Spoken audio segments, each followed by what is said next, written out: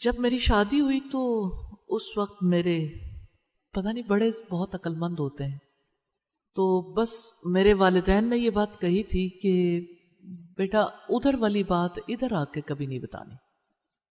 اب ویسے تو بڑی سادہ سی بات ہے کہ ادھر کی بات ہماری فیملی میں ڈسکس نہیں ہوگی، وہ اب آپ سمجھدار ہو اور آپ اسے ڈیل کرو گے۔ اور میرے والد نے مجھے کہا تھا کہ دیکھو، جس کسی انسان کی بات بری لگے تو اسے تحفہ دے دینا۔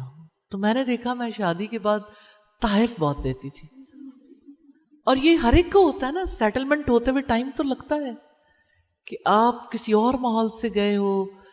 لوگ سارے اچھے ہوتے ہیں، ریلی لوگ برے نہیں ہوتے، لڑکی کی فیز ایسی ہوتی ہے۔ لیکن ایک بات میں نے طے کی تھی کہ میں نے اپنی ساس امی کو کبھی جواب نہیں دینا۔ سارے ماں باپ اپنی بیٹیوں کو یہ سمجھا دیں تو سسرالی جھگڑا ختم ہو جائے کہ زبان کی حفاظت کرنی ہے۔ آپ نے فرمایا تم مجھے 2 چیزوں کی ضمانت دے دو۔ آپ ضمانت دے سکتے ہو بیٹا؟ رسول اللہ نے ہمیں ہی کہا نا، بے شک وہ ہمارے سامنے موجود نہیں ہے۔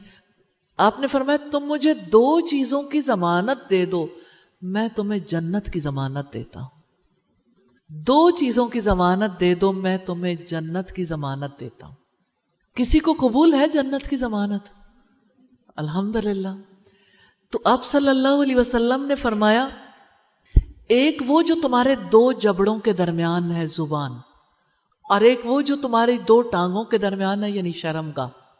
زبان اور شرمگاہ، ریلی دنیا بھر کی خرابیاں اگر آپ دیکھنا چاہیں تو یہ 2 اعضاء ملوث۔ ہمارے یہاں یہ کہا جاتا ہے کہ تلوار کا زخم تو بھر سکتا ہے، زبان کا زخم نہیں بھرتا۔ اور جو اپنی زبان کی حفاظت کر لیتا ہے نا، زبان کی حفاظت کی وجہ سے اس دنیا کی زندگی میں بھی اللہ تعالیٰ اس کو اس کا پھل دیتے ہیں، اور آخرت میں تو اسے پھل ملتا ہے۔ یہ کتنے لوگ ہیں جو غصے کے موقع پر اپنی زبان کنٹرول کر لیتے ہیں۔ نبی صلی اللہ علیہ وسلم نے فرمایا پہلوان وہ نہیں ہے جو کشتی میں کسی کو پچھاڑ دے، پہلوان وہ ہے جو غصے میں اپنے آپ کو قابو کر لے۔